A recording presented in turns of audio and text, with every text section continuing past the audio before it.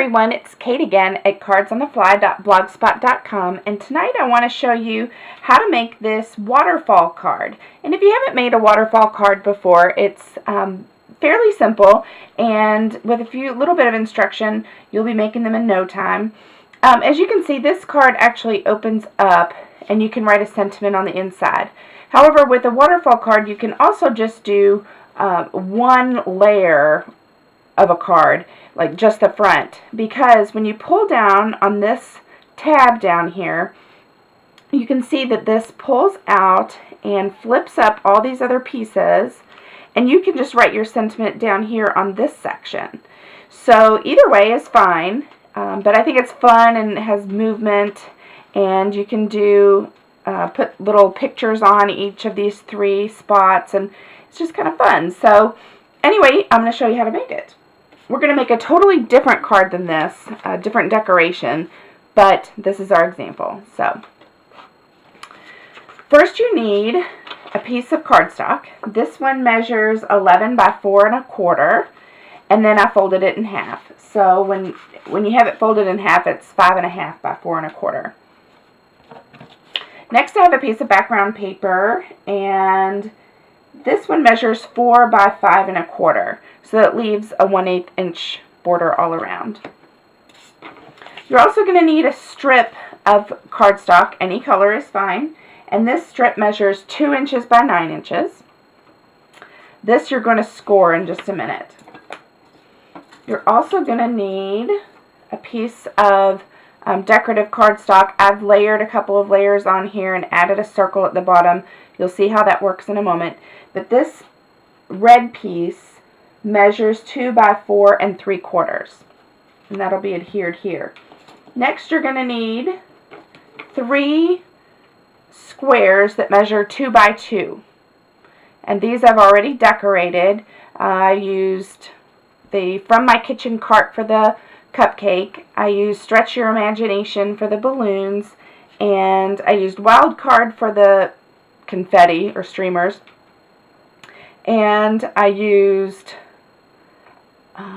Beyond Birthdays for the stars.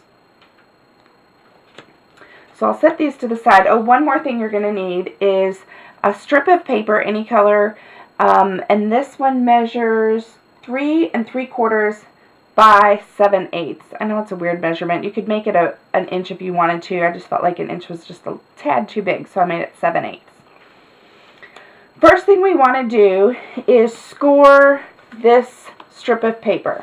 So I'll set everything to the side and take out my Martha Stewart scoreboard.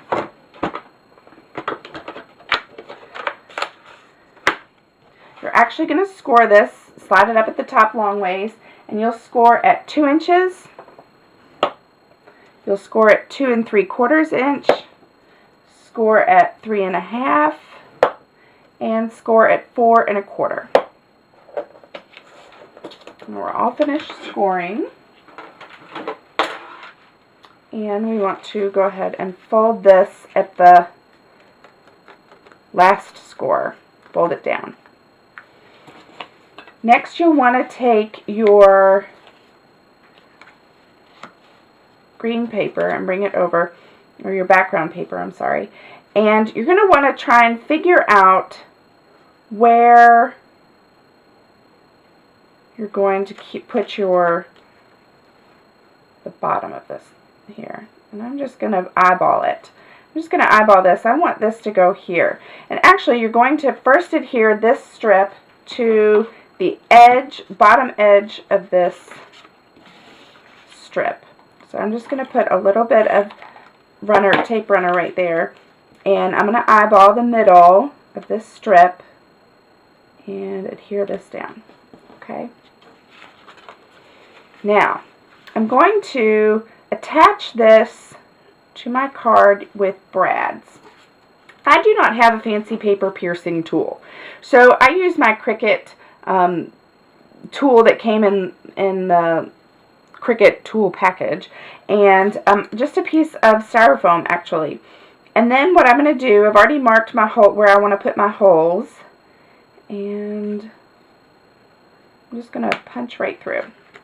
This is where I'm going to add my brads.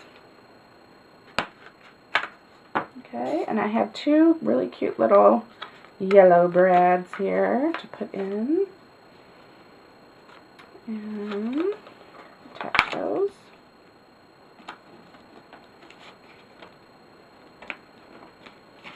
Okay.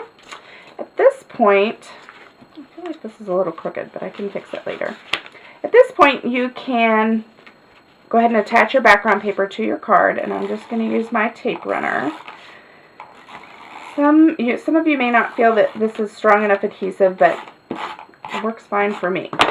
So that's what I'll use. I'm just going to, oops.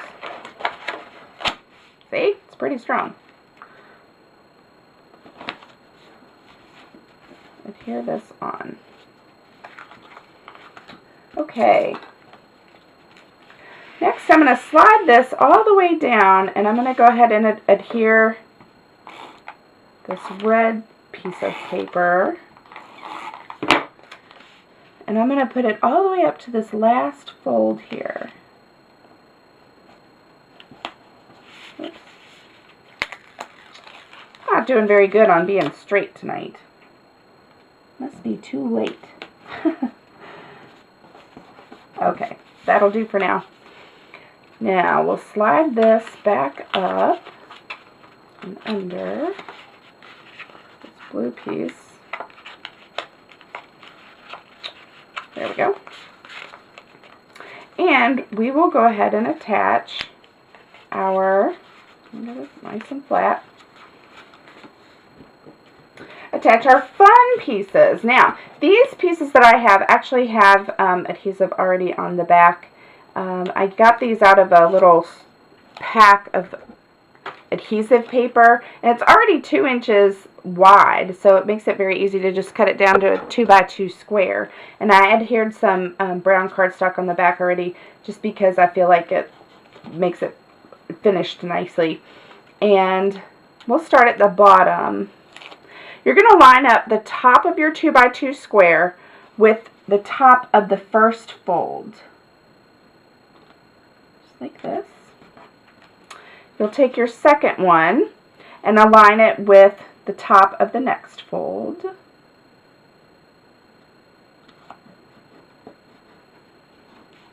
Oh, I'm sorry, I did that incorrectly.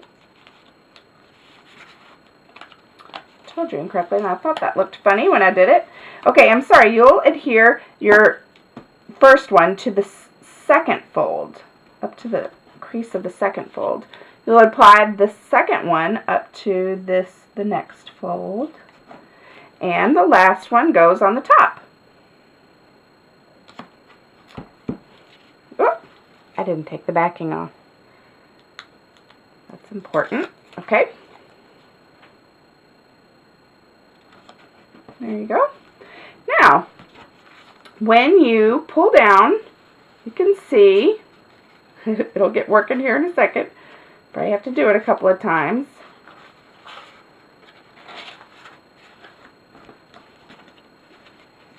You'll see that they start to flip up as you fold it down. And push it back up in there. So that is how you make a waterfall card. It's really cute and fun, and I hope that you try it soon. And I hope you come back to visit me again here at cardsonthefly.blogspot.com. Talk to you then. Bye-bye.